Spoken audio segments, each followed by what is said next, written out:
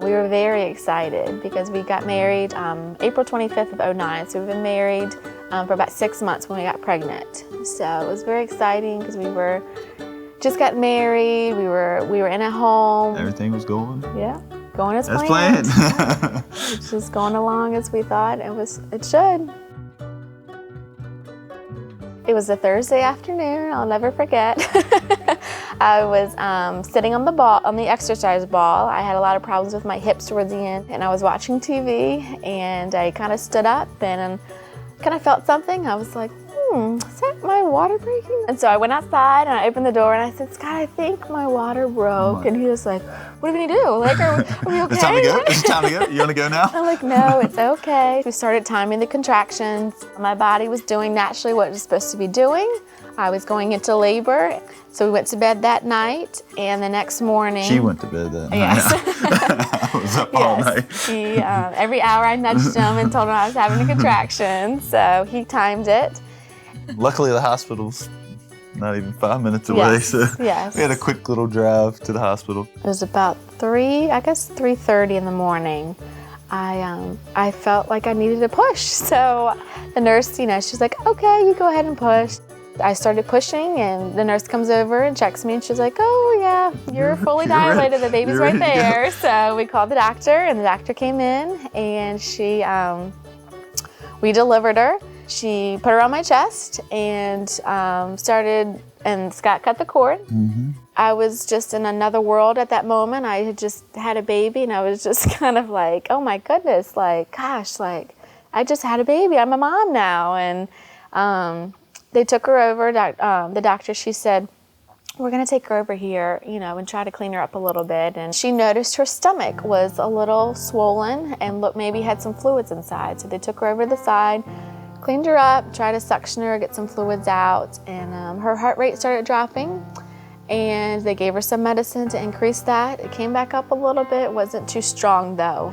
I noticed about 15 minutes later, more people started coming in. They started coming in, and doctors, and then I saw people with lab coats coming in. Yeah.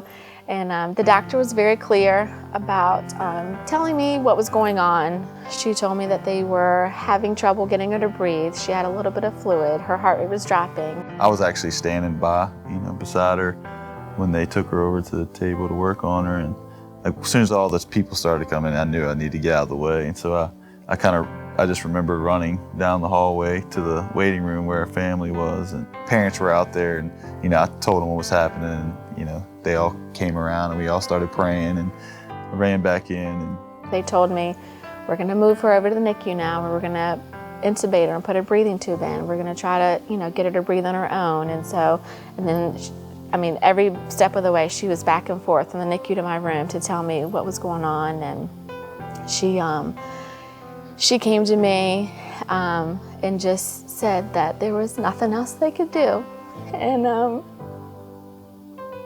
that they couldn't save her.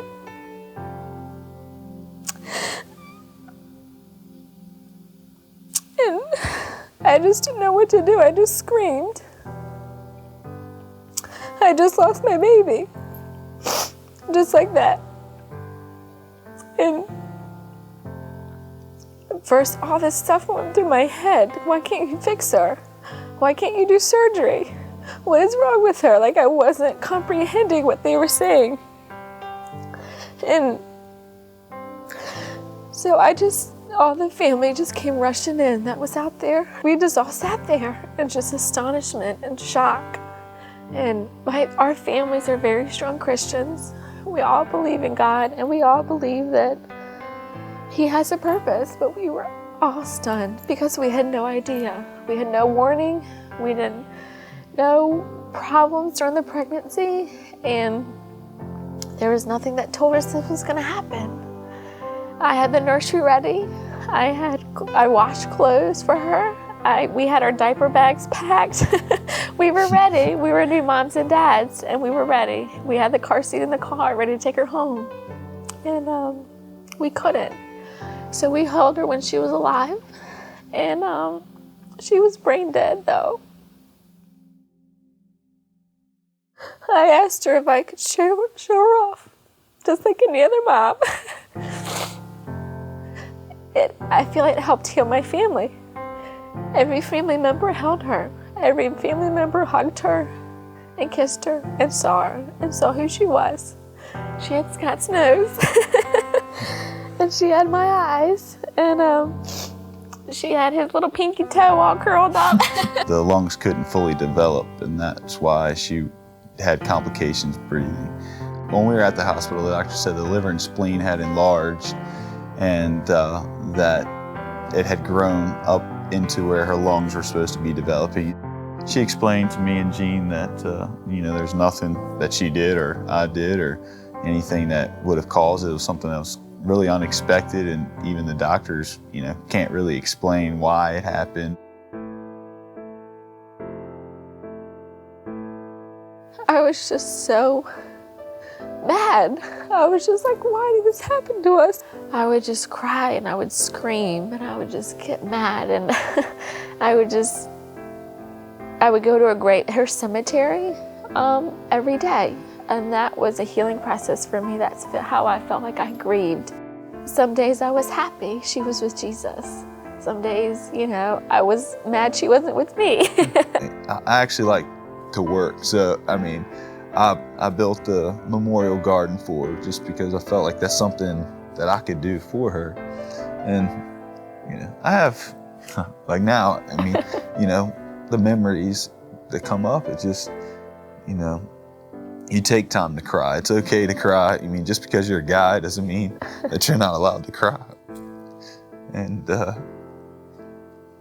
it still hurts. It still does. But just knowing that, I have my wife that prays for me, and family and friends, it means a lot. Some days I'm fine and I won't cry, and then other days he'll cry, and so we're there for each other. I've even had a friend ask me, he was like, how can God let, something like this happen to good people? But it's, his, the work he's trying to do is bigger than what we even understand.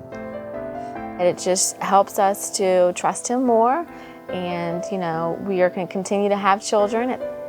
We don't have, we created a child, but she's not here with us. And we ask a lot why, and we won't know why until we get to heaven. So I've really seen the faith of my friends come out and trust in God and try to learn more about him and see who he really is.